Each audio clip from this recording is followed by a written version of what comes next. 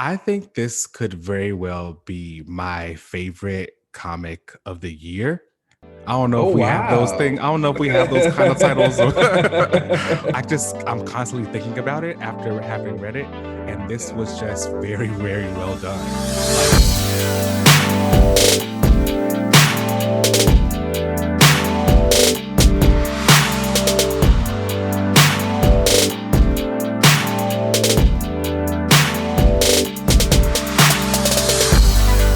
All right. Welcome back to another relaunch, everybody.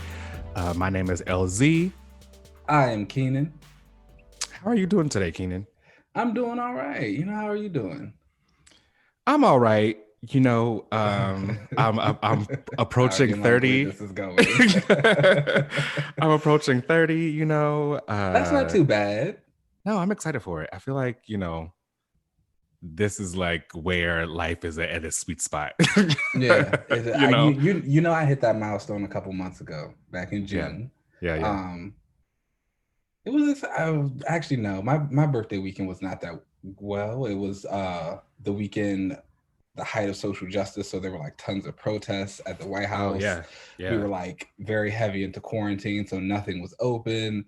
Actually, that's a lie. It was nice. Like I couldn't do anything, but my friends made it a very small, intimate gathering. It was like 7 of us, and that was fine. Those are great too. Actually, I think that I'm was a gonna end up great doing 30th. something. Yeah. That was Small really parties are good. I'm fun. lying. Yeah, I'm lying. The world might have been crap, but the birthday was actually good. Well, all right, let's get Uh, into it. The first comic up this week is Shang-Chi #3. Now, are you still reading this? I am, and I really like this issue. Really? You I did didn't? not. Oh No. no. So Yeah, it's losing me. I really enjoyed the whole backstory bit about the 8 nation invasion. Okay. And then like the 5 weapon houses and Zhang and how he kind of like broke them up and put them in different spots. I still also really enjoy the art. I think it's really kinetic, has a lot of good movement. He does decent expression. It captures the action well. I'm still in for it. And this is being written by Gene Yang and art by I think it's Dyke Ryan. I think Ryan or something. I'm not sure. Sorry Yes, if I I think it's right. mispronounced that. I don't know. This one for me, I appreciated the backstory, kind of like what you said with the the 8 nation invasion and kind of that kind of stuff. But some of the pacing for this kind of felt off for me, and some of the like reveals felt off. Like I didn't know that all of the hands were all related. That just felt like randomly thrown in there. And I went back to read the previous issue, and that was never told. Yeah. So like the dagger and the hand and all of them and Sister Hammer, I didn't know that they were all like related. that felt random. I felt like I've read that somewhere before, probably during Daredevil Shadowland event, and so I guess that's why it didn't hit me as heavy. I will say that I do feel like this felt like a very middle of the road issue. It's the third one. I think this is 5 issues altogether. It's kind of like reaching the top of the hill before it all goes down and we get to the crazy stuff. So I can see where the pacing kind of shifts and that could take you out of it a little bit. All in all, though, I think I still enjoyed it for the most part. I'm still really enjoying the interactions between Shang-Chi and his family. And again, like I said, that backs, I'm a sucker for like world building. So it was all for me. Yeah. I'm going to stick with it for sure because it's only 5 issues. And I don't know.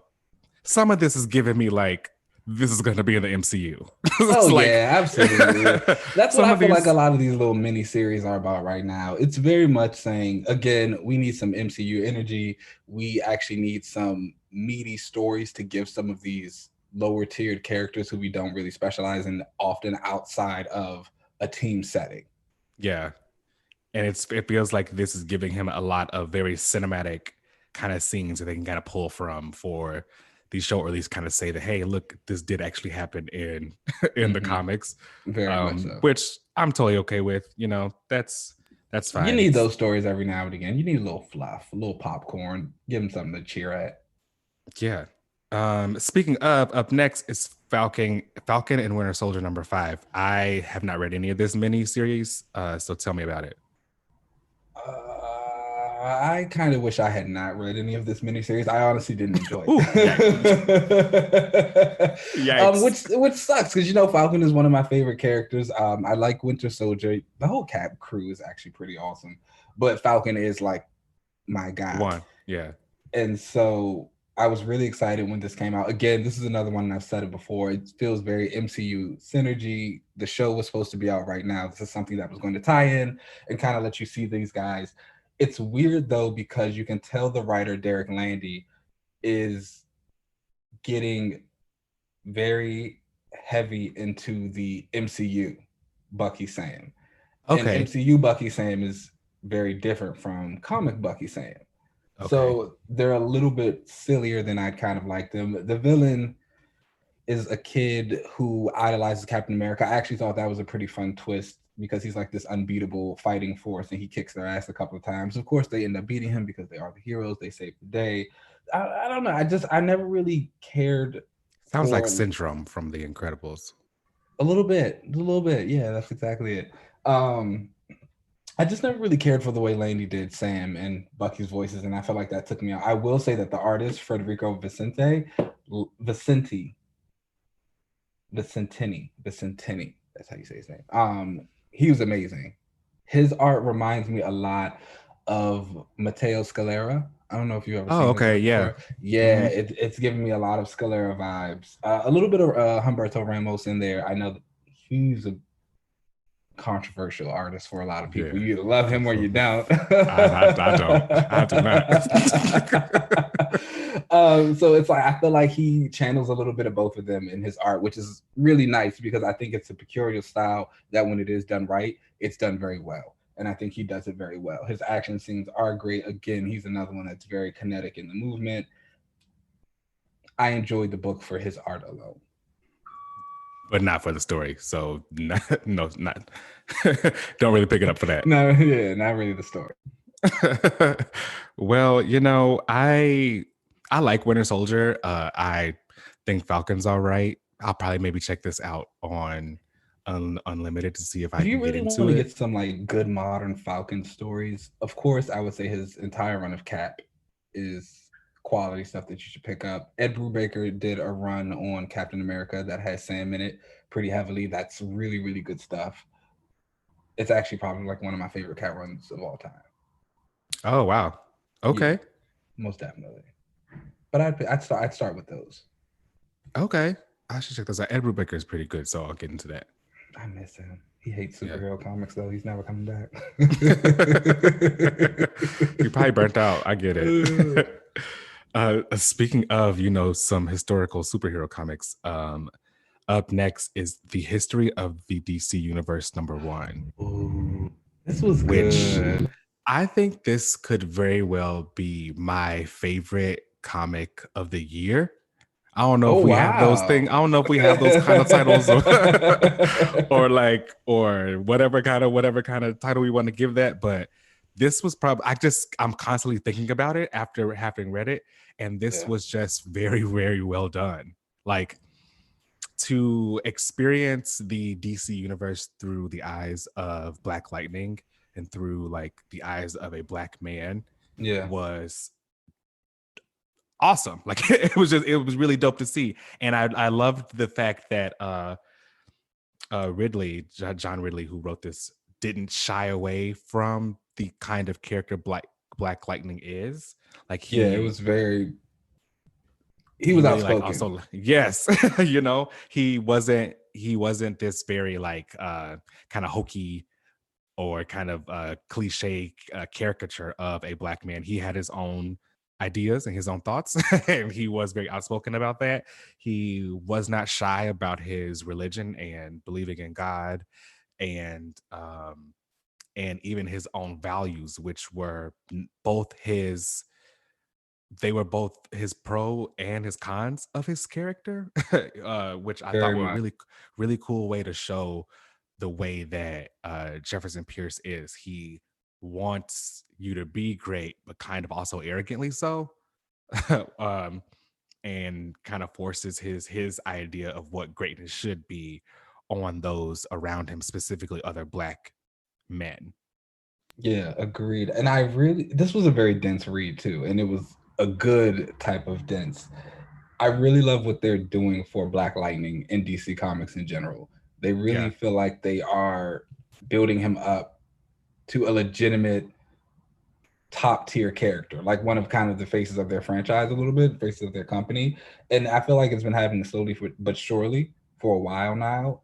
I'm really interested to see what Tony Isabella actually thinks of it when he eventually gets it. I know he's had a lot of turbulent issues with DC when it comes to the character of Black Lightning. He created him, and then he had a lot of problems with their editorial during the times when he was writing. He was fired. He felt like he was pushed out, and so he gave a lot of pushback to when and where Black Lightning could be used. Yeah. And like even would go for some legal action every now and again. But I did see on his Twitter that he said this is probably the first Black Lightning story that he's been excited for that he has not written. Oh wow, that is extremely impressive because like he don't like nobody writing Black Lightning. Okay. He don't like nobody touching his shit. Like he is kind of like you said, like the reason why we haven't really even gotten a lot of Black Lightning around is because he is very protective of Jefferson, and he wants it done the way that he kind of imagined the character to be. So to get that kind of praise from the creator is huge. Maybe we can finally start getting him around more often now. Okay. But this was great, and it really also just makes me excited for everything that John really is possibly going to be doing at DC. We know that he's tapped to do some other little projects here and there that they haven't announced.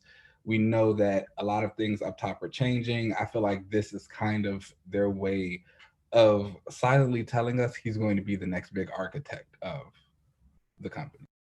Oh man, I would love that, because as awesome as this series was about Black Lightning, I really, really loved the Jon Stewart section of this book. I knew you were going to. Like, I wasn't expecting it to happen at all in this book, because I thought it was just going to be about Black Lightning. But to witness the way that Black Lightning saw Green Lantern as this, like, as he was dragging him in the beginning, like every 5 seconds he got the chance, it was just like, no, it was he is a sucker, like, you know, he is, if you want some token Black hero, go get Green Lantern. Call like Jon Stewart. It was like every chance he got, any chance he got to just, you know, take a tug at John's wig, he did. And reading it, I was like, no, hold on. Because you're doing too much on my homeboy. Now hold on. Because this is very like one-sided. I kept thinking, like, that's not how that went down. Or, you know, he kind of told the story of John came to the school and he wanted to let everyone see that there could be a Black superhero, and told everyone to be, you know, be the best you can be. And Jefferson saw that as, look at him trying to be this like pompous hero. He doesn't even want to touch the ground. He's floating. So mad. Irritated.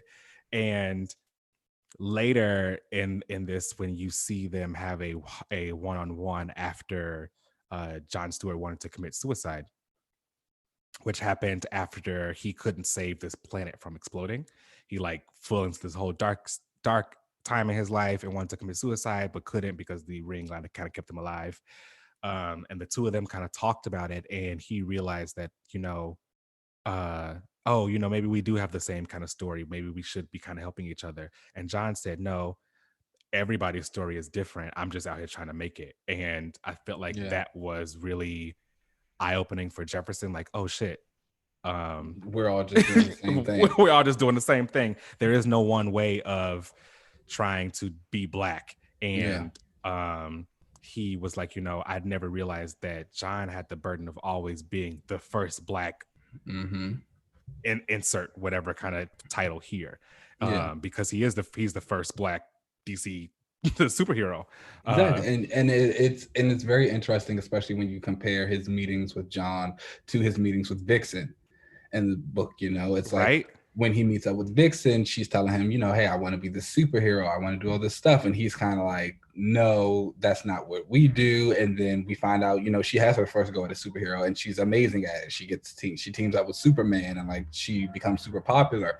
And Jefferson kind of looks at that with almost a little bit of resentment, not necessarily even for her, but just for himself, because he's like, am I pushing myself out there the way that I should be in doing these things? Because again, you got people like Jon Stewart, who's kind of like, he's the token black guy. You got Vixen now. She's popped up and she's making it. I think Cyborg comes up later on into it.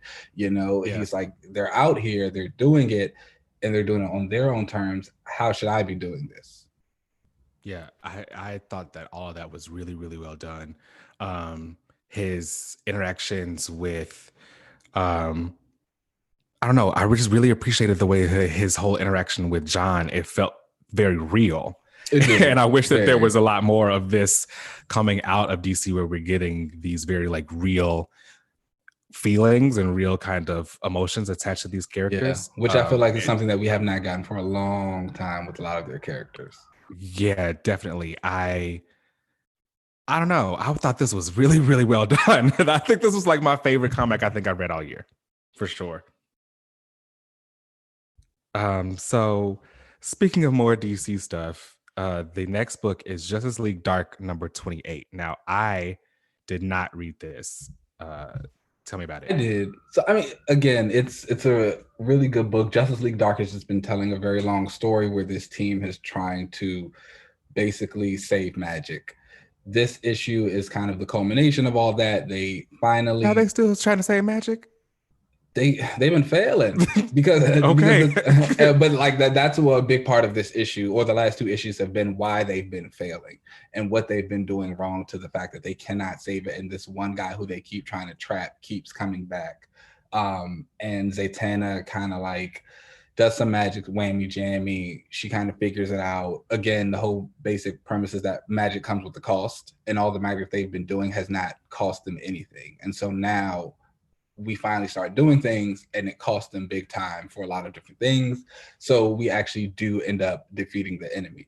It's great. It feels good. Again, it's a really good exploration of magic just in the DC universe, what it means, what it does, how it reacts to things.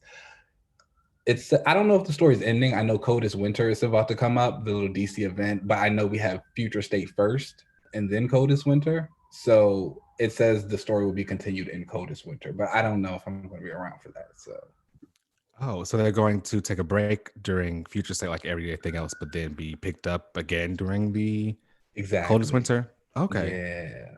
Yeah. So we'll see. The issues are written by Ram V. I will say another highlight of this book has been the art. I don't have the artist's name on me at hand. I'll have to tweet it out later. But even so, any of the artists for the book, they've been very, very great with the way they do their panel layouts. I think because this book is about magic and it's like weird and different. I don't know if it's the writers or they just told the artists like go crazy with how you draw things, but they've done some really creative stuff with the way they lay these pages out, the way the characters do things, the way they interact. It's just been really, really good. Definite highlight. It's a visual book first, for sure.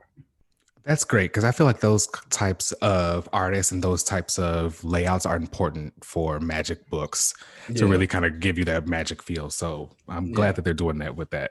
They really drive it home. There's like this one page in the book with Zatanna and the villain, his name's Upside Down Man. Their bodies are basically combined and she's like breaking out of his. It looks amazing. Amazing. Oh, that's dope. Well, more magic or the end of some magic, I guess we should say, is coming up next with X-Men number 15. Now, this was chapter 20 or 19? Sorry, 19 of X of Swords. No, I think it was 20. It was 20. Sorry, it was 20 of X of Swords. What did you think? This was good. I liked it too. X-Men number 15 really like brought me back into this and liking it again. Mostly because like I felt like there was a lot of fun last week and it was great, but I wanted to get more substance, I guess you could say. And so I'm actually, so before I even really like get into that, I'm gonna kind of talk about these books like as a whole, like together. There was what, X-Men, what number was that? 15? 15, yeah. Then Excalibur 15. 15, and then the Destruction special. Okay. So I will say that when I first read these issues, I did not really enjoy them. I was also in a bad mood, so that kind of hampered it too. But I went back that night and I like reread X of Swords as a whole. And I will say that I am very pleased with this event, how it turned out. I do think there are a couple of things that could have been taken out or added in to drive a couple points home. So I think a big thing for me is the tournament, which were the previous 6 issues or so. I did not enjoy about half of that. And I feel like if you take some of that out, you could have put in and when I say take some of that out, I mean just like some of the random nonsense panels that we had. Again, I even think about when they were at the dinner and Magic and Gorgon were testing Iska. Like, they didn't need to do that twice. We didn't need to see half of those ridiculous battles. And I think if you would have put some more meat into the story about Jubilee and her random entrance in Excalibur, kind of building that up a little bit more, even with the conversation that she had with Betsy prior, even the whole moment of, and this is a little bit of a spoiler, in Destruction, when the Captain Britain corpse come back. It's supposed to be like this huge moment, all of these alternate reality Betsys, and they kind of like pop in, and then we see them fighting, and then we never really see them again. And you kind of sit back and you think, I feel like a lot of stuff towards the end of this book, it was just happening and we were moving away from it very quickly. Whereas if we got rid of some of that other stuff, we could have built up on it and actually made it mean a little bit more. I think if you would have found a way to actually have Betsy come back after Saturnine put those pieces together and be the one leading the corpse into that battle, it would have had a little bit more weight onto it, because it's like, why do I care about a bunch of random Betsy Braddocks, even if it is the Captain? I didn't. Yeah, you know what I'm saying? But if you kind of have Betsy actually coming in and leading that, this is a moment where you're like, oh, okay, like, oh, she's back, she's alive, she's leading this charge. It's kind of a moment for her. It actually means a little bit something more. And then again, you kind of can have her reunite with whoever on the battle. You can even have her actually have her full fight with Iska, you know, because we didn't get that whole thing. I know you really wanted that. I will say that fight between Apocalypse and Annihilation was amazing. Yeah, that was dope. And I thought that the X-Men issue was great. Kind of like I said, it really gave me more like hype for the event. You know, you kind of open up with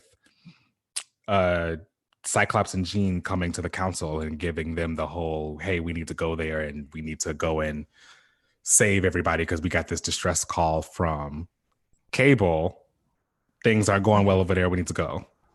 Now, like Kid Cable. I like him. I think he's adorable.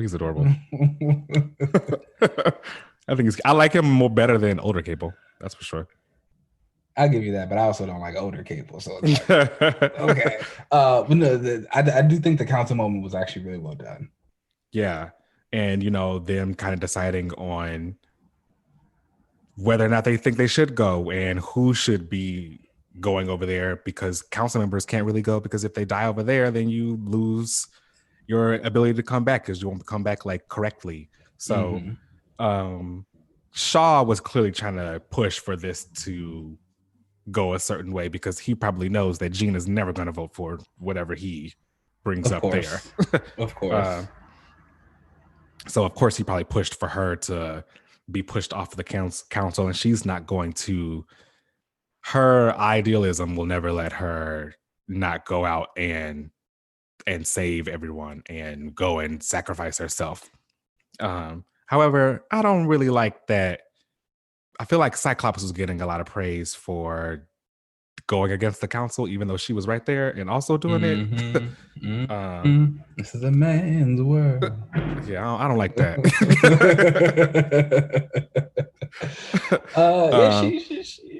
She deserves her praise too for going out there. Now she does. Now, I granted, definitely haven't seen her name in that conversation. I've seen her getting her praise for like leading the charge of mutants into the Battle of Otherworld. Right, that was great. She was also there, like standing up to the council, and y'all got to give the girl her props. Okay, she lost her spot. She gave it up, voluntarily gave it up to go out and save everybody. So I feel like give Jean her props. How do you feel about that? You know, I go back and forth. I'm cool with her giving up her spot. I didn't necessarily like the last reaction of them walking away, and Cyclops was like, you know, are you ready to go? And she was like, I'm always just waiting on you, because I feel like she's always waiting on his ass. And I don't want it to become a case where she's always going to be tied to Cyclops. But like I've said before, if that's going to be the case where they're just going to have this relationship intrinsically be a part of her story, then I'm going to need them to start showing it to me, and not these like little cute ride or die moments for each other. Like I want to actually see the relationship as far as fight or something, or working out, whatever kind of problems, or just talking to each other. Show me something. But as far as her losing her council seat, I don't know. I feel like because she survived, she may not end up losing it for real, if that makes sense. I know that they voted against it, and whoever goes there has to lose their spot, but they could easily say that, you know, hey, we got to revote, and you know, Jean didn't die on the other side, so she gets to keep her spot or something like that. So I don't know. I don't think she needs to lose her spot, because I can't really think of anyone who can like easily. I think that's going to be a part of the excitement, though, and so I think for me, I think that was probably the most exciting outcome of this entire event, is that the council was a little bit fractured. And so now we kind of have to get into a new move. And then even so, Saturnine says something. She was like, it's not the first time this is going to happen. And so I'm excited to kind of see who takes those positions, why they come into this spot. I've seen a lot of names thrown into the hat for speculation. Some exciting things I've seen, you know. Somebody said Toad at one point in time. I thought that was really interesting. You know, Toad deserves. Sure. Toad deserves. He's been there since the beginning. But you said you liked X-Men, so I'm assuming you didn't like Excalibur. No, I did not. So the next chapter was Excalibur number 15, and I was like, what? While I was reading it, I was just like, what is this? I don't know. It wasn't hitting me the way that I think that the other books were, and it could just be because I'm just not as into Otherworld and and all those kind of shenanigans that they do over there. So maybe that's why it didn't really hit. I also don't have a crazy history with those books. Like I don't know too much about what happened in them like previously, and I feel like some of the reveals in here would have hit me harder had I been reading Excalibur for a really long time, or like known about it in the past. I thought it was cool that Saturnine was putting together those pieces. I wasn't sure what the puzzle was going to be at first, but when it revealed to be a Betsy as Captain Britain, I thought that was really cool. That it was like Captain Britain is going, like she's here. Like, yeah, and that's what I'm saying. Like, I felt like that would have been such a good moment. You know, as soon as she like put that puzzle together, I don't know, it's magic. Had her like lift up out of it or something like that. That's what I was expecting. Actually. Yeah, you know, it's just no, we're still on the search. Which I guess every event needs some fallout. We'll get to the root of it, find out what's going on there. This was another one. Again, I feel like if we would have cut some parts out of previous issues, we could have given a little bit more room to breathe on some of the things that happened in this issue, and it just would have flowed a little bit better. But the art was really great. Oh, the art was fantastic. I mean, and speaking of very great art, X of Swords Destruction with Pepe Larraz on art was beautiful. Yeah, that was hot. They need to go ahead and like get him on an X book like permanently. They're gonna try and poach him. They're gonna try and take him to the greater Marvel universe. I know. They're gonna like put him on Daredevil or something like that. Yeah, they probably. That's kind of a good idea. I kind of like that idea, actually. I'm into that.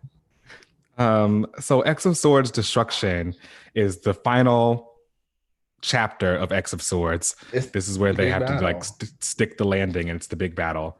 And Apocalypse And didn't die, which is great. he did not. I had a feeling he was going to retire though.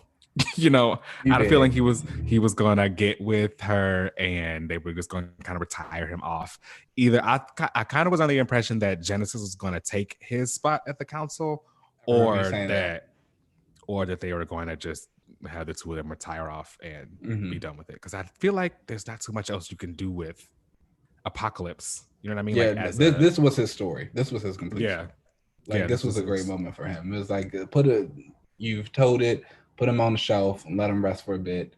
We can pick him back up in a couple of years. Yeah, agreed. Which is great. I mean, it gave him so much like history. It was very Mm-hmm. additive to the X-Men and the whole mutant like Mm-hmm. history. This era, and it might be early to call, but this era is feeling very like Claremont like. Ooh, And okay. what I mean by that is like it feels like there's a long narrative that there's going to be told here, Oh yeah. and everything is additive because I remember seeing interviews that Claremont gave during his run on X-Men where he was told that he couldn't use all the Avengers characters.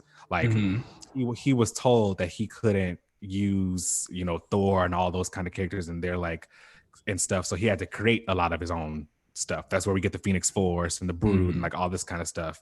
So I I feel like that's kind of what this is feeling like, instead of just doing a bunch of rehashes of stuff, we're getting new stories and everything New is being like, villains. yeah, new villains, new characters to bring over. Everything is feeling very like additive I to agree the with that. story. And I think that's kind of what I feel like I read or I listened to a Hickman interview once before, and that's what he was saying. When they first kind of pitched Dawn of X and Hoxpox and all that to people, and they were trying to get people to send stuff back for their books. He said they got so many pitches that were just people basically trying to tell the fall of Krakoa and trying to break it. And he was like, "That's not what we're doing here." He's like, "We are trying to make a story first." He's like, He's like, "If we break it, we can break it later." He's like, "But we just got it." He's like, "Let's put some stuff out there. Let's build this new world. Let's actually make it last for a little bit." So I completely agree with that. And I do agree that I feel like a lot of these things are going to stick. The stuff that they've done with Otherworld, that's probably going to stick around for a while. I mean, Magic, hello, she summoned the entire sword. First of all, can we talk about how Shit. useless Magic was this entire battle? Useless. What? She summoned the entire sword Oh, ship I'm in sorry. At the and end of the all the battle. aliens and all the X-Men in. So I'm sorry. She's a bus. She was transporting everybody. She had no type of strategy to offer for the battle. Literally, when the summoners came, you control an entire hellscape of demons. You didn't want to bring some of them to help us fight. why would she waste energy summoning all those demons just to Why would lose? she do anything? Why would she It do was anything, right? it was a losing Why it was a losing fight. she literally just stands there and waits for everyone to say, "Hey, Magic, we need you to transport some stuff." She needs to lose her job. She's not a good captain. You a hater. That's all it She is. is not a good captain at all. Hating. It is Hating. time for her to give it up. And then Gorgon's dead too. I think Scott might Gorgon lose his is position dead. as Captain Commander. We're doing a clean sweep. All right. I think Gorgon is probably gonna get replaced. I don't know what they're gonna do with his. Because Which he kind of sucks died that in Otherworld. Yeah, he died in Otherworld, so he's come back as like a new thing. Whatever. Yeah. So yeah, he probably won't keep that captain spot. Magic needs to be fired. I think Magic's fine. She's fine where she's at. I think Cyclops might lose his spot as a captain because of choosing to fight in the Battle of Otherworld. Again, they were letting him know like this isn't what we can do anymore, and he's just like, no, this is always what I'm going to do. How did you feel about that? About his whole "there will always be X-Men" kind of moment. I liked it. Yeah, I liked it. It was nice. Yeah, I did too. Think it was kind of a reminder that I liked what they talked about, that the council obviously can't. They would like to be on his side, but they can't be on his side because they have a nation to look after. It's not just like 2 or 3 people anymore. Yeah, it's like we got to think about the greater whole, and he's like, well, that's what the X-Men are for. We got the little stuff, Yeah. which is really good. I really did enjoy that moment. But I think because of that, he's kind of made that clear that they're going to be like, okay, you're not fit to really like look over the nation, which is great. Basically, I'm saying all of this to say that I hope Bishop is getting promoted. Yes. Well, Bishop needs to get all the promotion and attention because where uh, has he been? He needs it. Remember when I thought they were going to do something with him? Same. Man, That was good why I was on times. Marauders. Good times, good times. But no, I would like to see Bishop get promoted to Captain Commander or whatever. And then I think it would be interesting to see who any potential new captains might be. Because that's two good things. We got some new council positions and some new captain positions open. I'm ready. You know what? If I can't get her on leading an Acolytes team, let's go ahead and put Polaris as a captain. But she's on X Factor. I know what I said. She is the lead detective of X Factor. That's not what I said. I said let's have her go ahead and be a captain. I think she'd make a good captain, actually. Yeah, I think it's time for her to do something else than be with X Factor. So I think that she would be a fun captain.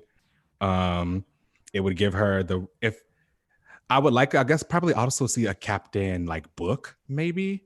I want to see more of what their role kind of actually entails. Yeah. On Krakoa, other than them just being like generals. You know what I mean? I feel like there should be a more defined thing that the captains should be responsible for. I agree with that. I think I would like to see a little bit more of the captains. Again, I would like to see a little bit more of that War College that Bishop is leading. And if that could give some more insight into the captains as well, I wouldn't be opposed to that. Yeah.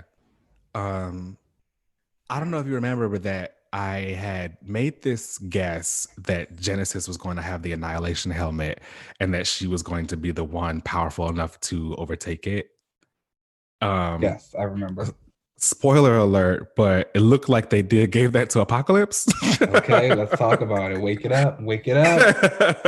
Because goddamn, I mean, he puts the helmet on and it's like, oh no, you're not controlling me. I can do this. Everything. He's great. He's the greatest. He's the greatest mutant alive. I mean, he is pretty dope. I just don't see how you can get past. Like, he is fantastic. Great showing for him. This is a great Apocalypse story. I really like the way Teenie and Jonathan write together. Yeah, I think it's because you get a little bit of the best of both worlds. You get that highbrow, cerebral kind of writing from Jonathan. Hickman. Yeah, and then you get the fun, kind of whimsical stuff from Teenie, which is really cool. I also feel like he kind of edits her down a little bit.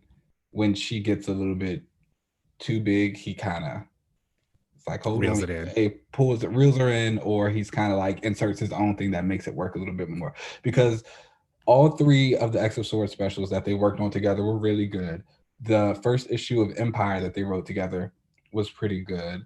I would really like to see him hop on Excalibur for an arc, just to maybe write with her.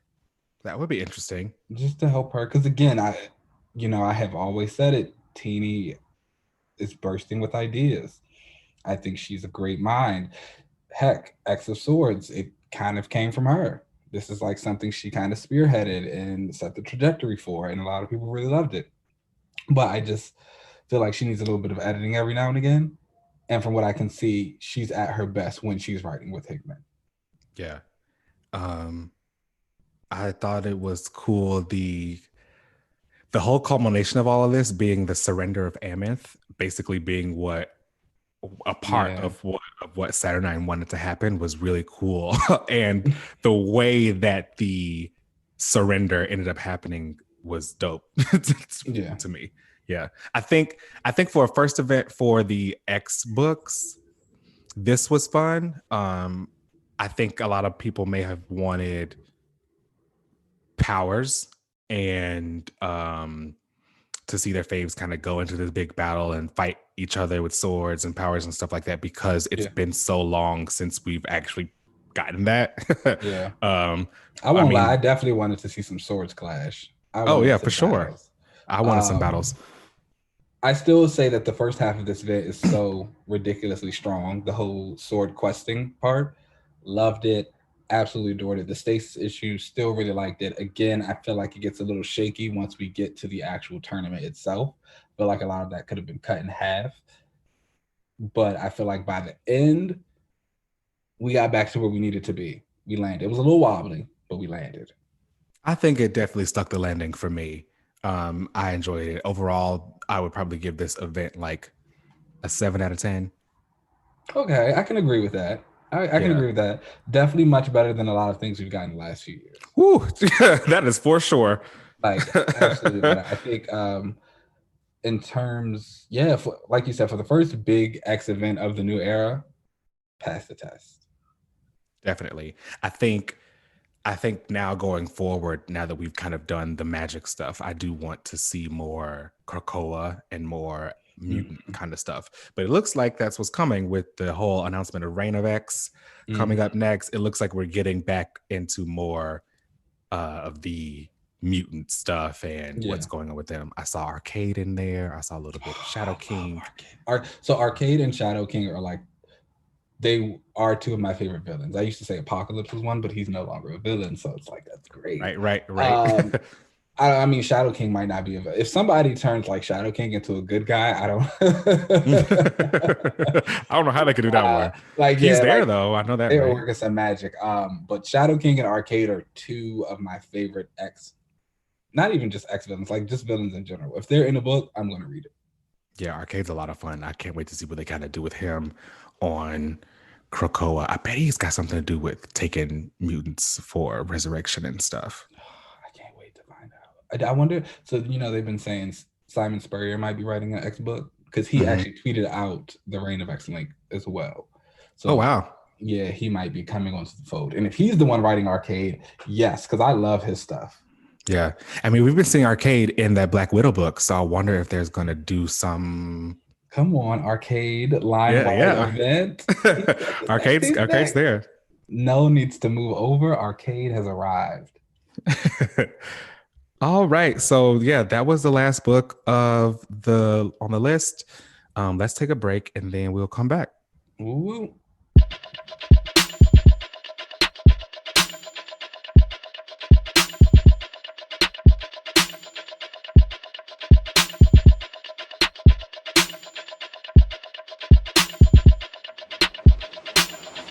All right, we are back.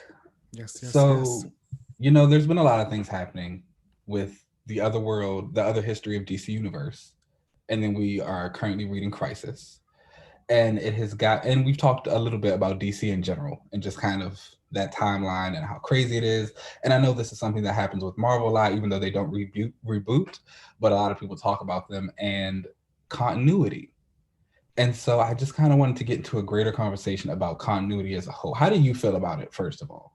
Do you love it? Or do you feel like we need to be beholden to it? Are you pro letting it all go and just doing whatever needs to be done? What's your take? Continuity to me is important. I prefer it. I think that's probably why I end up being more Marvel than DC because Marvel has never rebooted. There's always a through line with everything, so everything kind of mattered, but you can, or at least you can kind of easily cherry pick the things that matter. Whereas in DC, you can't even pick your favorite things that matter because it's just like all over the place. So for me, continuity matters because I like to be able to research stuff and kind of go back and see the history of things. So I prefer for there to be some kind of continuity. So the DC characters that you have gotten into, I will say, has your enjoyment of them ever lessened when you read a certain version of them and then go back and read a pre-crisis story or something like that, and you see maybe something felt a little bit different about the character, or they just had a different type of story altogether? Oh man, that has happened quite often on the DC side. Way too often, Bill, mostly because I started reading comics in that John's era, so the mid 2000s when I started reading DC stuff. Yeah. But I started to fully dive into DC stuff, reading it on a regular basis with the New 52. And that like had completely different like personalities for a lot of characters. Yeah. So that ended up causing me to just go back and read other books that came out way before my time. Yeah. And that just made me realize, oh shit, like these are way better. Yeah. I will, other stuff. I'll say a lot of the pre-crisis DC stuff, man, that is some quality content right there. Like the way that they did their characters, kind of built them up, really got into the heads, got their voices right. It was just a lot of good stuff. Of course, there have been some times post-crisis where it's worked, but again, DC's just had more misses than wins on that front. Yeah. And I think that's because they end up not being able to accept the fact that some people are going to be upset. If that makes sense. Yeah. Like you can't make everybody happy. And I think sometimes they try something new, which I will always give DC credit for. They are much more inclined to just try something compared to Marvel. Like they will just do it. They'll do it. They'll give it a shot. And then see if it sticks. Solo book. Yeah, right. They'll at least give it a shot and just see if it sticks. But I think too often they hear the backlash of something and then they just revert back to whatever it was from the 1940s or the 1950s. So you're not a fan of reboots at all? I am now because I think DC needs one. Well, I mean, like even in terms of like Marvel, if Marvel wanted to do, I mean, I guess Marvel it wasn't really a reboot, but during Secret Wars, when they remade the universe, I guess that was their opportunity to kind of like redo a lot of things or say like, oh, these people are back or these people are dead now. But I just think about a lot of those characters, obviously, even the X-Men who've been around for years, since the 60s. And so you have so many fans who love to go back and say, oh, there was this one story in the 70s where this character says they hate the color blue. And here you are in 2020 saying that this character loves the color blue. And it's like, and that's where I just think that sometimes people take the continuity steps too far. It's like, you have to understand, these characters are going to be around for years. It's going to change. Just like a lot of people look at their characters as real people. Just as real people change and like go through the ebbs and flows of their personalities, these characters will kind of do the exact same thing. And they're always going to have to. Exactly. You know, and they're going to have to reform the stories to represent the issues of today. You know, and so it's kind of crazy to me. That's where I think about things. And I say sometimes I wouldn't mind a little soft reboot every now and again. I say soft. I don't need us to reboot and then you once again start telling me this character's origin story. Gosh, no. I don't think there's anybody alive who doesn't know the origin story of Superman or Wonder Woman or Spider-Man or any of them. Like we don't have to retell this anymore. Never need to see Uncle Ben die again. Never need to see Batman's parents get shot again. Don't need to see an asteroid flying from a destroyed planet. It's just like, we got it. But I am a fan of kind of rebooting them to streamline those arcs, especially those characters that have been around. That's one thing I will say that I've kind of appreciated from some of DC's crisis events. When they do go back and get to these characters, it's like Aquaman, I would say, was a very good example of that. Even during the New 52, when they kept rebooting stuff, his story pretty much remained unchanged. And they were able to work in so many different things to say, like, yes, all these things did happen. And like, if it wasn't super great, they could kind of wash that away and be like, okay, that didn't happen, which was good. Like the whole Colin Bunn run. Yeah, I feel like I agree with you with like soft reboots instead of like a hard reset on something. Because I do think that sometimes some characters can end up being pigeonholed by very small things that may have happened in their past, and if they don't reboot it, they're kind of stuck with it. I mean, kind of your example of the color, liking the color blue or whatever was was minute, but there are a lot of times where I do see that where where something will happen and fans will kind of hold on to, oh well, back in this book a long ass time ago, that's And not it's how like the you didn't case even was. read the book when it came out. You just read it like 2 years ago. It's not that important. Exactly. And Like we know I we were think not things. reading this comic book in the 60s. I do not care.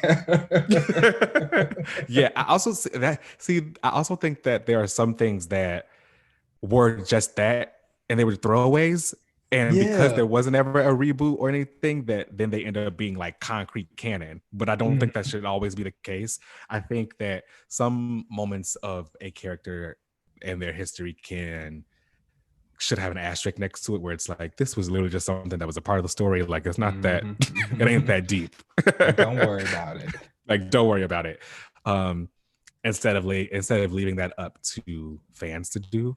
Yeah. But I think that's probably up to writers whenever they do end up relaunching a comic, that they can kind of do a quick history. Okay, these were the things that definitely did matter. Mhm. That one small detail about them in the past that we may have written about didn't really matter that much, and here's how it is today. I think that they can kind of do something like that without having to do a hard I reboot. think that's why I kind of like the data pages that the X books do now.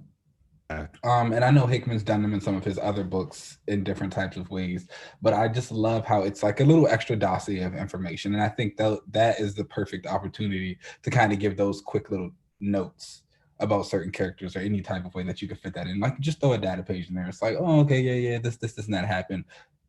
We forgetting about this, but all these things still matter. And it's just like, okay, yeah. And then again, it's like additive to the actual issue. yeah, I hope that DC kind of scoops that idea up. I know that, like, obviously they'll probably catch flack for it because people will say that that's where they got it from, but Yeah. I think that the data pages just add extra information that I think are very crucial to the story and for the character's Of the data development. pages. And a data page done well is like it really does make all the difference. Yeah. So I don't know. I think continuity matters for me. I feel like DC really does need to do a whole like hard reboot, but for them I don't think that they need to do a reboot in the sense of the New 52 where they tried to make sense of everything, or where they tried to say, we're starting over completely from scratch, and but everybody's younger, and it's everybody's only been 5 years within their They careers. love Like, making everybody younger, and I just don't understand why. It's like they're clearly old. Like Batman yes. is clearly old. Exactly, and I don't think that we need to do a whole young Batman thing, or we've done that already. Yeah. I think that again they need to be okay with the fact that not everyone's going to like it, but Hmm. you can stick with it. So I think that they should probably just do a whole reboot. We don't need a rehash of their origins. Like, we already know these characters, Hmm. say, and just completely start fresh Yeah. and go from there. Have another crisis event or something, so that way you can mash whatever kind of characters you want from whatever kind of Hmm. universes together, and then just start from there and go forward. I love that. Now, speaking of crisis, actually, we're going to get into that, and this will actually continue some of our conversation as well. So let's take a little break, and then once we get back, we'll get into that reread of Crisis on Infinite Earths. Let's do it.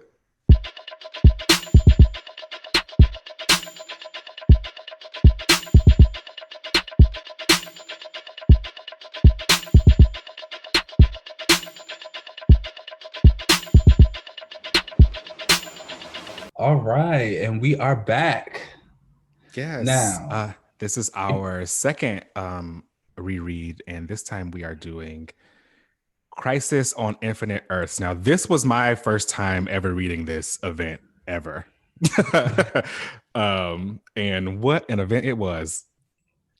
so I will say that I do not remember this being 12 issues the first time I read it. Oh, So it's that was a damn, is it nice long? It's long. that was a nice little surprise going back into this. Let me say that when I first read Crisis on Infinite Earths, however many years ago, when I was like first getting into comics and like DC and really kind of consuming all of the content, I thought this was amazing. And I thought it was a really great way to not only introduce me to a lot of characters in the DC universe, but just kind of let me know what was going on. And then, of course, like I'm coming in on a crisis. So everything that happened after that was kind of fresh and new reader friendly. Going back into this, I will say I still enjoyed it. However, it shows you how different comics are now in terms of how they read. Crisis on Infinite Earths is very dense. There's a lot of words.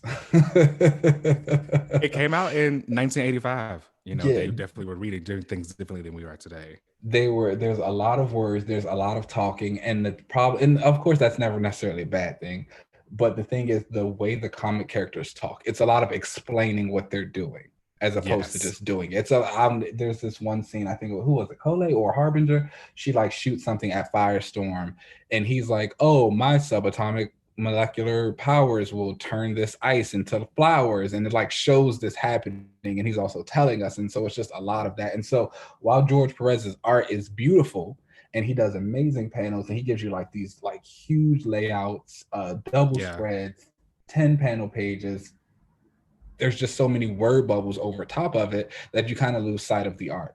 Again, this just is how they read back then.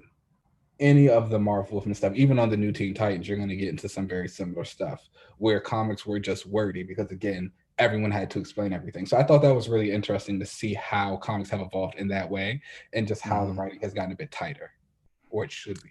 It's funny that you say that because when I was younger, reading comics, those types of word bubbles and that kind of over explanation is how I ended up getting into science. So I remember answering so many like questions about science because of the way that they would describe Magneto's powers and the electromagnetic spectrum and all that kind of stuff. And I remember someone was like, "Well, how do you know that?" And it was I said, because I read this comic book and they explained. they told me how this works. So I think that's really interesting that like the kids back then were probably getting all this like information about stuff that they probably had no idea about.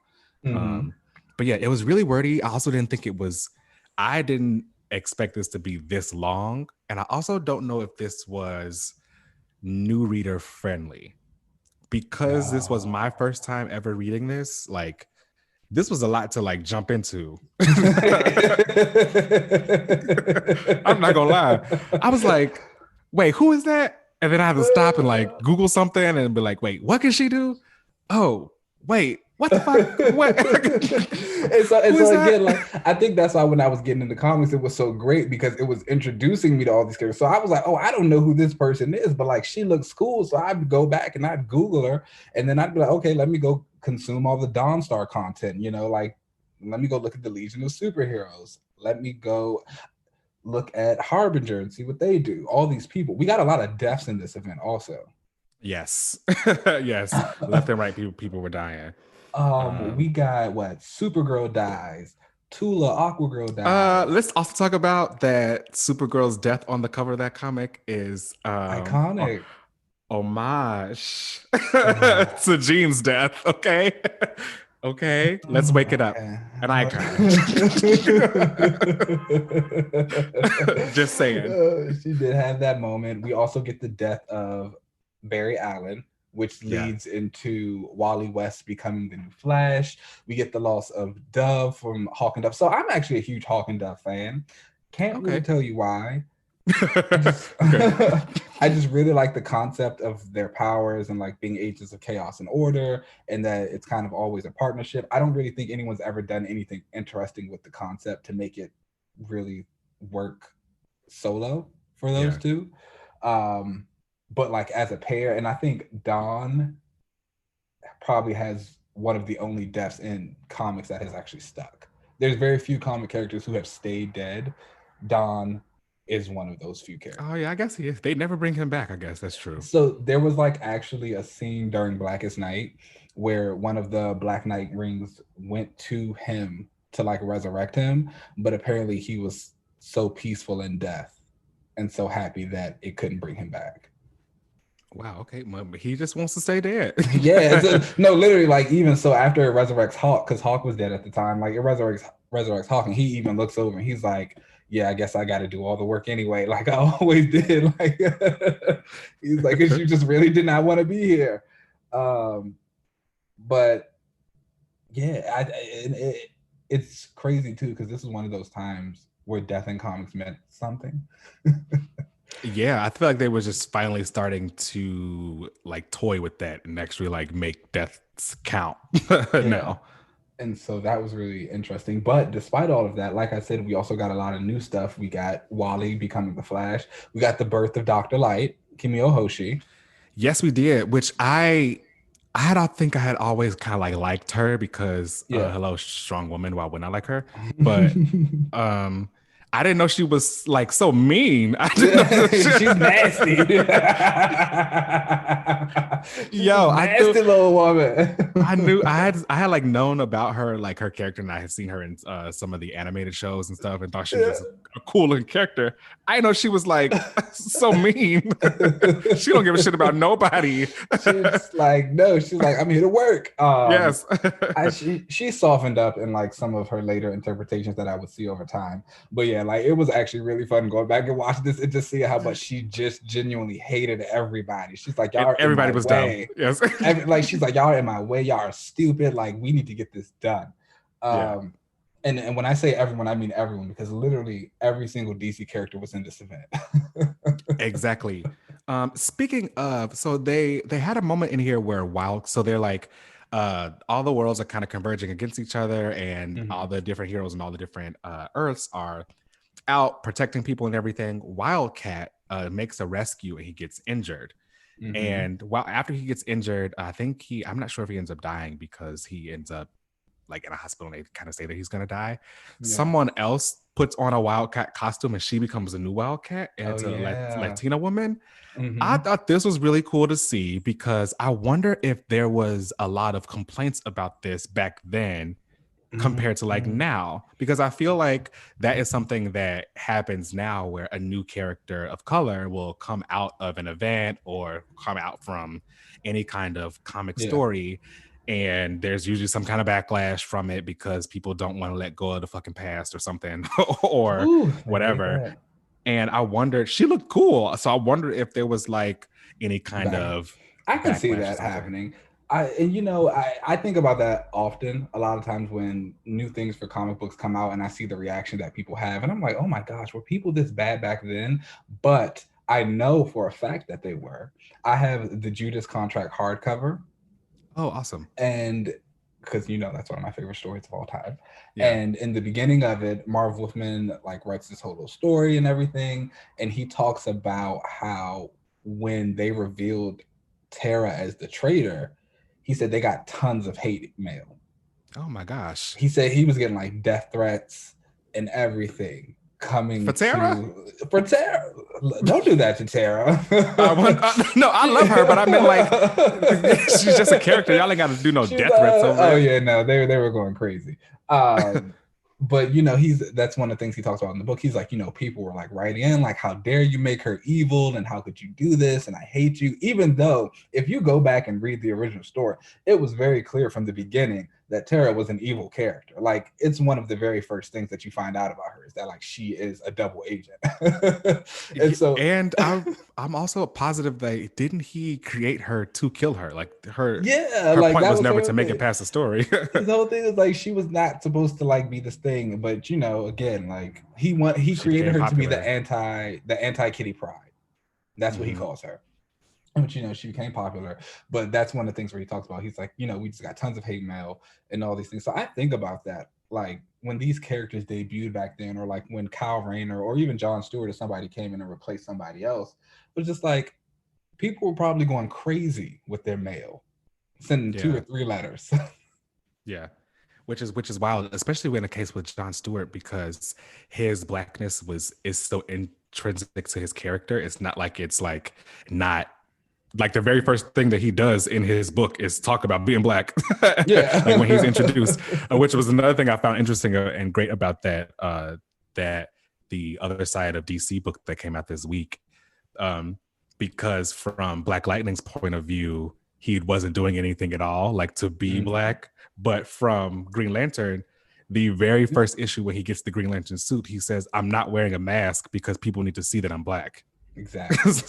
Great And I guy. thought that These was are great characters. I thought that was really cool that like from the outside looking in, of course he like looks like he's not doing enough or whatever, but on John's side he's like, no, I am doing stuff. So and I'm glad we finally got that moment with them, because you don't get too many of them in the actual comics, like especially during the times where they existed together. And it's shocking to me because I will say that back then, that is one thing that I think DC was immaculate at in terms of making sure that their universe felt connected. Yeah. Again, like during this event, just about every single DC character is there. You have so many different characters that are working together, and it's very different from Marvel, where you tend to get a lot of the big two. It's either the Avengers and the X-Men, and it's a lot of those same kind of characters, whereas DC, it's like, no, again, because you have all these little families, it's a lot easier to get them together. You see Starfire fighting with Steel. Like, when are you ever going to see them together again? Exactly. Yeah. Everybody just kind of like interacting with each other. I mean, even in this book, which probably highlighted, again, I keep talking about this book from this week, which probably highlighted the other side of DC because of in this book, you saw Black Lightning there and like interacting with everyone. But in that book, you actually got to see how his feelings were while he was actually out fighting for the Crisis. It's really cool. Reading these two together was a good idea. Yeah, I think so. I didn't think that was going to be the case, but it was really, really awesome to have read the two of these together. And again, it just really makes me excited for John. Really, I truly want him to like. I want us to be in the, like how we talk about the John's era. I want us to be in the Ridley era. Oh man, yes. If he can capture the character of Black Lightning like that, so not only Black Lightning, but Black Lightning, Green Lantern, Vixen, I feel like he got all of their voices perfectly well done in that book. If he could do that, like just give him the keys. Do we smell a new Trinity? Hello. I like that. Let's wake that up. Oh, poor Cyborg. Oh well. But you know what? Okay, now I'm going back to the other history. There was this like one page in the other history where it had Black Lightning, John Stewart, Cyborg, Katana, and Vixen like all on the page because they were the minority heroes at the time. And I was like, that could have been a team right there. Like that's right. I was into that. Yeah. And I loved when he was like, hey, there are more of us, but he meant us as in like minorities who were like around also big. Really great. I'd buy that book. Okay.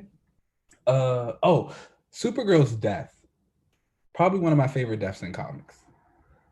It was a moment. So like this is my first time ever reading this. So like I knew that she died, but I didn't know how she died. I also didn't know she was that damn powerful. Like she was knocking them out. Okay. She was like, you're not killing this man on my watch. I didn't know she was that powerful. Like she was giving the antimatter that work. And I wasn't expecting her to die that way. I didn't know how she was going to die. So it was a pretty sad a death for her and for Superman to kind of witness too. Yeah. Because again, I think it just goes back to just who they are as characters. You know, Superman is truth, justice, the American way, hope, everlasting, and Supergirl is kind of the second embodiment of that.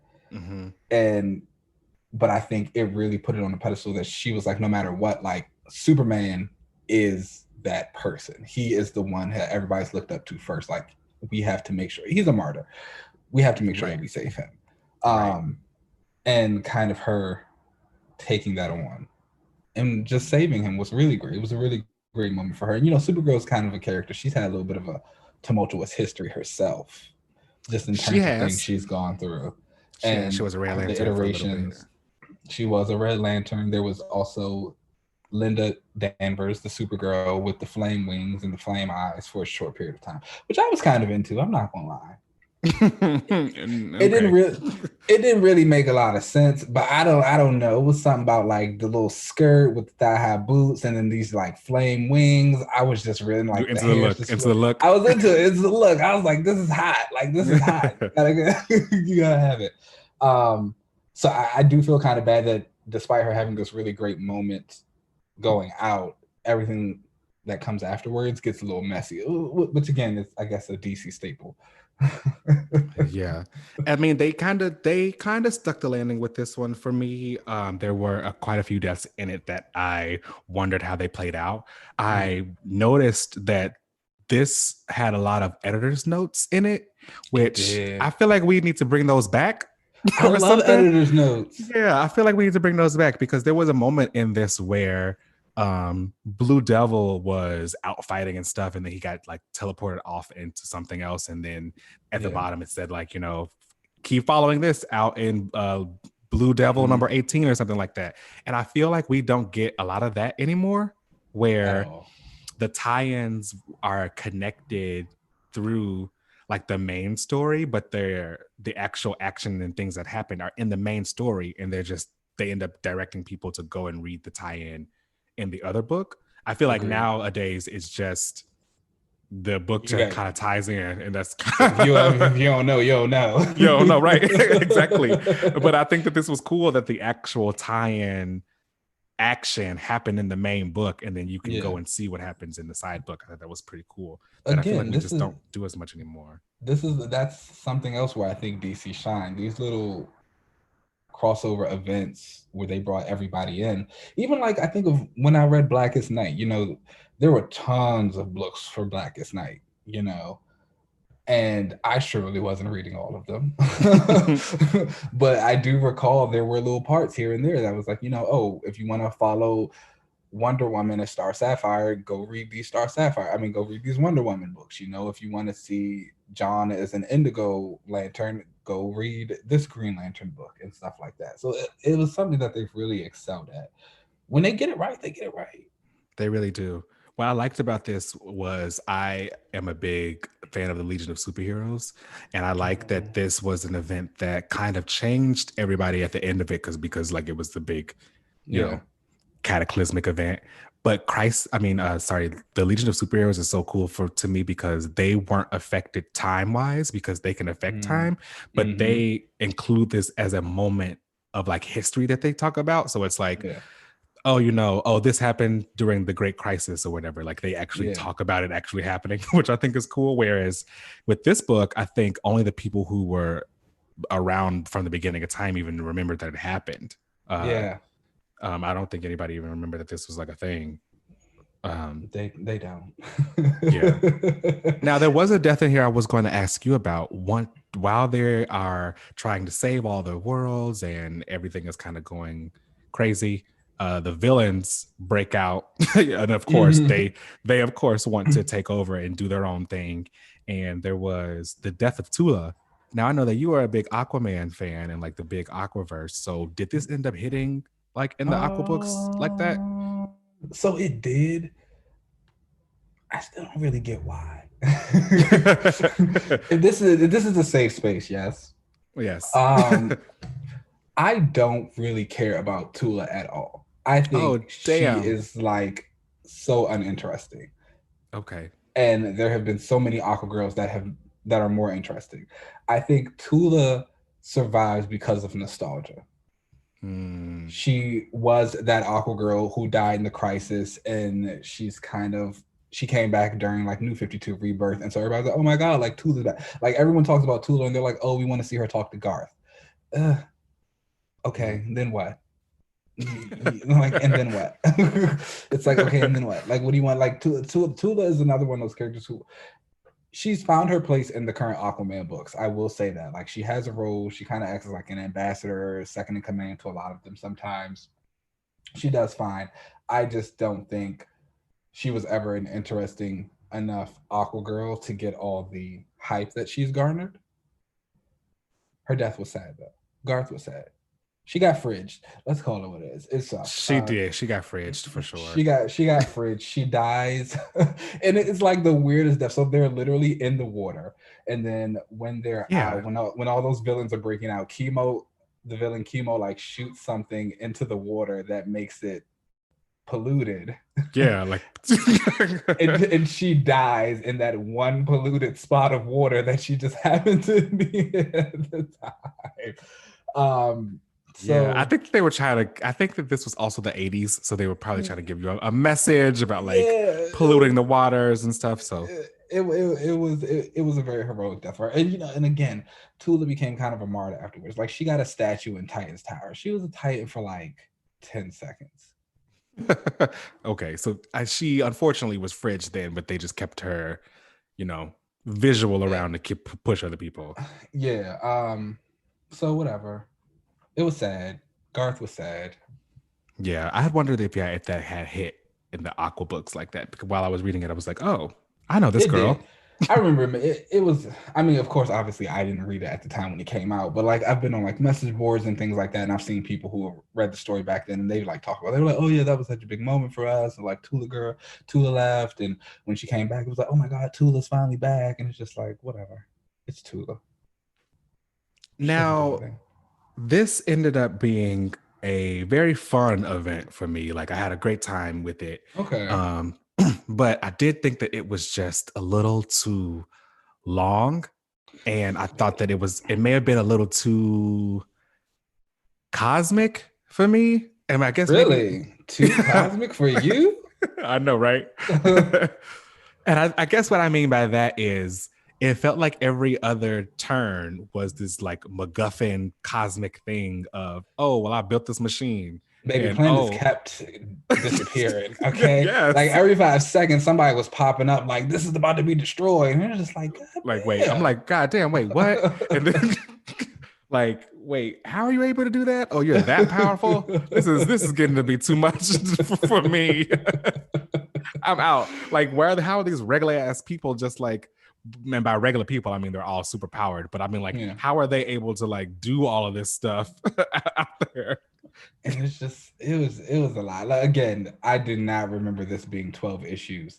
So I remember I went in thinking, I was like, oh, it's only like 6 issues. You know, I'm reading on my DC Universe app. And I got the issue 6 and it's like still going. I was like 7. I was like 8. And I was like, hold on. I went back. I was like, oh, this is 12 issues. I was like, oh, these are like 12 really long, really dense issues. Which once they beat the Anti-Monitor the first time, I was like, okay, cool. I thought it was over, but then then they had the villain part in there because of course you had to have them fight them, and then after that was over, I was like, all right, well they done now. Brainiac, this is done. Oh no, like something just kept on happening. Anti-Monitor came back, and they got to beat that. And again, I think this is just really evocative of comics during that time.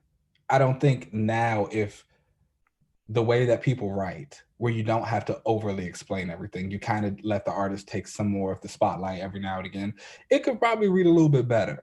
Of course, you do have some writers. I think of Snyder's Justice League. Snyder's Justice League was the exact same way. He put like 7,000 words on a page every single issue. And it was to the point where it was just like, this is unnecessary. Again, this is not how we read any longer. Comics have changed. Artists have gotten stronger. Your storytelling abilities should be a little bit better now, where you don't have to have every character explaining exactly what they're doing while they're doing it. Exactly. I feel like this was, if I could compare this to Secret Wars, the original one, I think I liked Secret Wars a little bit better. Okay. I think that's because it was a little bit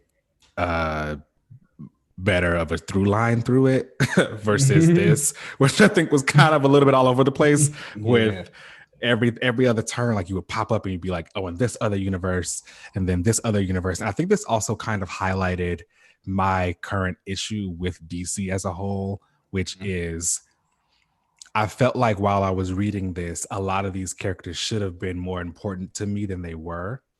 Okay. And because they were around, like they would have Obsidian and Jade and right, and all these really cool characters, but their importance to me wasn't that important. Like I thought that they were cool, obviously, but I'm like, oh, they weren't really hidden in the story. But I feel like that's because DC now in the past, like I don't know how long, they don't use any of these characters. Like all Obsidian and Jay don't even exist anymore. Exactly. And like most of the characters that they focus on are, if you're not Batman related, you're probably not going to get too much play, or it's Superman, where they actually have a whole like stable full of characters that they could actually use and highlight and make them bigger than they actually are. Again, and that's the problem with just like continuity in these reboots, where I don't think we need super hard reboots every time. Like, you could give us a nice little soft reboot, and then we still would have Obsidian and well, I think Obsidian still exists. It's just like a different Earth version of him, and it's not. I don't like that. Yeah. I don't like that. I feel like they could easily just like crash it all together and do like a crisis, like a crisis. To me, isn't a hard reboot.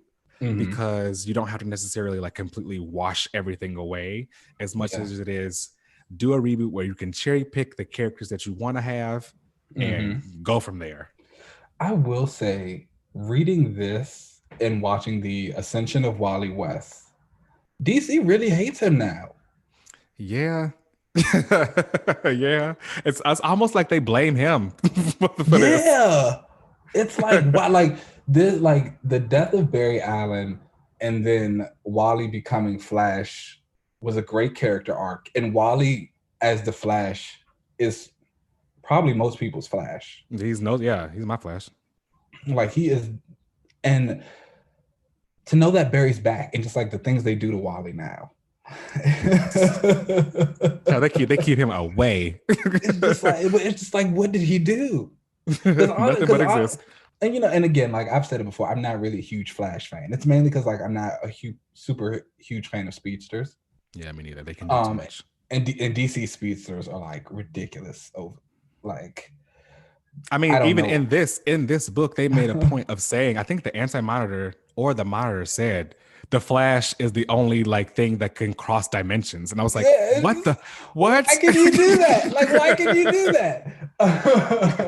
And so I've never really gotten too much into them. But again, like, Wally is that, he was the one on the cartoon. He was a leaguer during times when I was reading comic books. And to see them just kind of toss him to the side, man, they hate that guy. It has to be because he's the Flash. It gotta be. It's like they blame him for picking up the mantle. It's just like something is bad. And so I think it's because he represents that, probably him and Nightwing, they both represent that the old guard has to get old. Like at some point, Kid Flash has to become Flash. He can't be Kid Flash forever. Yeah. That is true. And he became Flash, and then they took it away. And now I don't know what he is actually. Is he still Flash? You know what? Things ain't been right since. So look at that. When you do clownery, the clown comes back to bite. And and again, like that's another thing. DC and their legacies, I think they've always done that really well. Even if these characters don't become their mentor, they still become something else, and they're able to grow and like change. And that's another thing that I kind of hate when they do these reboots, because we lose all of that. Yeah, I think that you kind of mentioned it there with they may not always become their mentor, but they become something else.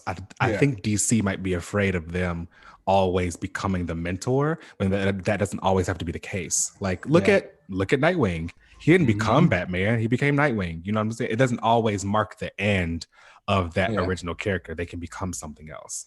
And honestly, I think some of these mentor main characters, they do good to get away for a year or two and let somebody else take up the mantle. And I think that's one of the things that people in comics just have to remember. Again, comics are cyclical.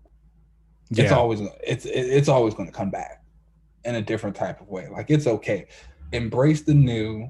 I think of Children of the Atom that's coming out for the X books. It's honestly not an X book for me. No. I know that. We've talked about that before, but it is something new, and for whoever enjoys it, it's going to be great for them. So it's like you still have to kind of give that a chance and let that get out there and let that breathe, even if I don't necessarily read it.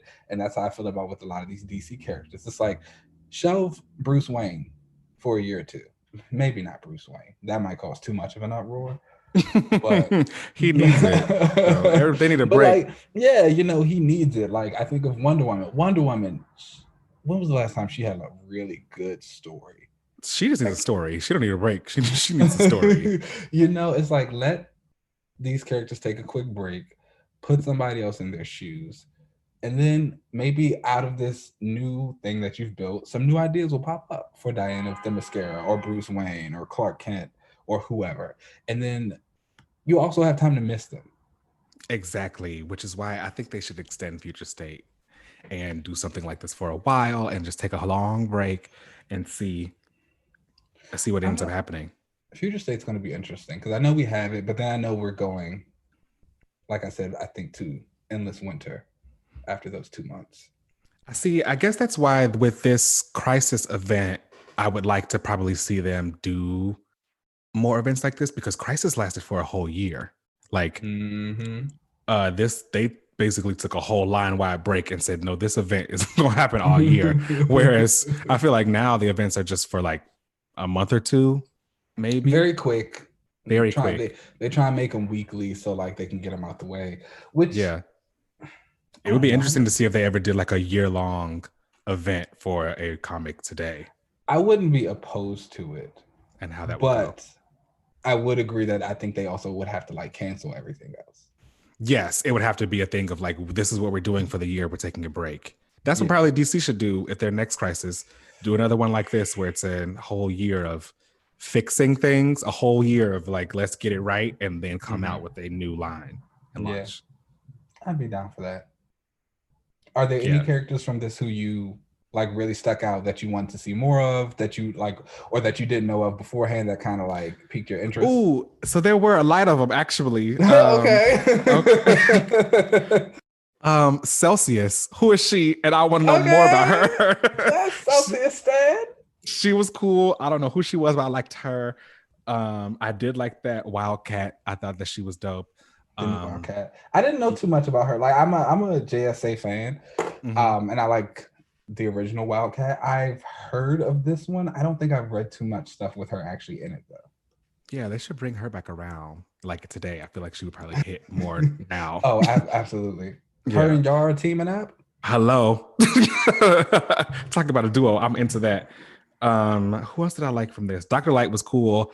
Like I said, it was kind of interesting to see how mean she was. Did that turn you off a bit? A little bit. A little bit, but you know, everybody like a little mean girl sometimes, you know. Just a little bit. Just a little bit. Jade, I thought that was really cool, but again, they're like caught in whatever kind of limbo thing. Yeah, who knows? I don't know what's going on with that. They might come back. I think she was on the promo, so I think Endless Winter is supposed to do something where people come back or something like that, and I feel like Jade was on one of those promo pieces. I wonder if Endless Winter is going to be their like Secret Wars. That'd be interesting. And that was pretty much it of the newer characters that I had saw that I was like, I want more of them. That's a nice little list. Yeah. Okay, well that was Crisis. What'd you think of it overall? Does it hold up for you? Yes and no. Okay. Yes, I think again it still kind of hit some of that nostalgia for me. So it was like, oh my gosh, I totally remember that. I really love seeing all these various characters together. Again, I do think its biggest fault is that it is a product of its time. Yeah. And that just like reading this now and it being 12 issues, it was kind of like, all right, this is a bit much. I wonder if they'll ever do this in live action. Do you think it's too big? No, but I also don't trust them to do it. I mean, they've done technically a version of it on TV with the Arrowverse. I don't watch any of those. So. Yeah, me neither. I don't either. Although I am going to watch. I watch Black Lightning. Right. Yeah. Occasionally. Yeah. And I watched the first season of Supergirl when it was on CBS. Yeah. Yeah. But they did it on that, and then there's also the animated adaptation of this. Oh yeah, but that was like Crisis on Two Earths, though. I think Two Earths, they mixed a little bit in there, but that animated one is really good. It is great. Yeah, I don't like if it was a movie. I don't trust the current WBDC team to take it on and do it in live action. I think it would really be great to see that, but I'd also love to see them build out some more of their universe first. Yeah, I agree. I feel like the Arrowverse version of it, I haven't seen it, but that's because I haven't watched a lot of the Arrowverse TV shows. I heard good things about it. Superhero TV shows for me, the budget is never really there for their abilities, so then I end up being taken out of it. Like it becomes too campy. So I would rather it be a movie so they could have like a bigger budget for the effects and everything. But kind of like you said, they need to fix some stuff first before we ever get there. Do you think that is a problem with the DC cinematic universe, that they're not really embracing legacies and their younger heroes? Because I feel like for DC, that's a very big part of them. Like yes, the family aspect. And I feel now that I'm sitting here thinking about it, outside of Shazam, which introduced the Shazam family, and people love Shazam. Yeah, they're not building, and like the part of DC's like draw is like kind of like you said, their legacies. They have the big families of characters, Superman and all his like characters, and Batman and all of them. You want instead of just focusing on instead of just focusing on the main ones. Robin's dead suit. Yeah. But yeah, overall, I thought Crisis was a really fun event. I love the art. Fantastic stuff. Like this is iconic. George Perez is a master at his craft. I mean, yes. He is DC Comics. Literally, I was gonna say that he really is he is synonymous with like DC. Yeah, it's just like you can't go wrong with this. No. It's just like George Perez. And it's great art. Yeah. So yeah, I enjoyed it a lot. I had a lot of fun. Okay. Well, that's good. I'm glad. That was a fun reread. I was glad to go back and see it. And again, I'm not really doing a lot of DC stuff this year. Yeah. So this was fun to dive back into those characters. Yeah, like seeing why I actually enjoy these characters. It was like, okay, I can deal with this. And you saw how Starfire was about that action? Let me tell you, Starfire gets a lot of play in these like big company events. She's that girl. She is that girl. She brought up the Warlords of Okara. She's always gonna tell y'all where she's got her hood from. Okay. she brought them up, and I just burst out in laughter. I was like, this is great. So yeah, I think if you never read Crisis, maybe read this. I would say check it out for sure. The 12 issues is longer than a lot of other events, so definitely you can pace yourself with it. It's a little bit of a dense read sometimes because it's from the 80s. Would you give this to someone who's not familiar with DC at all? No. And the only reason I say that because this was my first time reading this, and as someone who was reading this their first time, this was a lot. Like there were a lot of different like characters popping in and out and like their abilities and stuff. I feel like you would kind of have to know a little bit more about DC to really dive into this. And so no, this is not something where I would tell someone to start their DC stuff. If they knew a little bit more, yes. If they knew a little bit more about DC, then sure. But if they were like trying to jump into it, maybe not. But definitely pick up the other history of DC. Yeah, pick that up. That's a good jumping in point. Yeah. All right, guys. Thanks so much for listening. You can find us on Twitter at Another Relaunch. You can send us emails with questions, concerns, all that kind of stuff. We respond to it all at anotherrelaunch@gmail.com. You can find me on Twitter and other social media at UncannyLZ. Keenan, where can they find you? You can find me on Twitter at Keenan Lance with an underscore at the end. You can find me on Instagram at $1 Million Madman. Yes, I have not combined them yet. I'm down to the final two. I'm pretty sure by next week it's going to be ready. Okay. I promise. Okay. Fantastic. All right, guys. Thanks so much for listening, and we will catch you next week. See ya. Bye.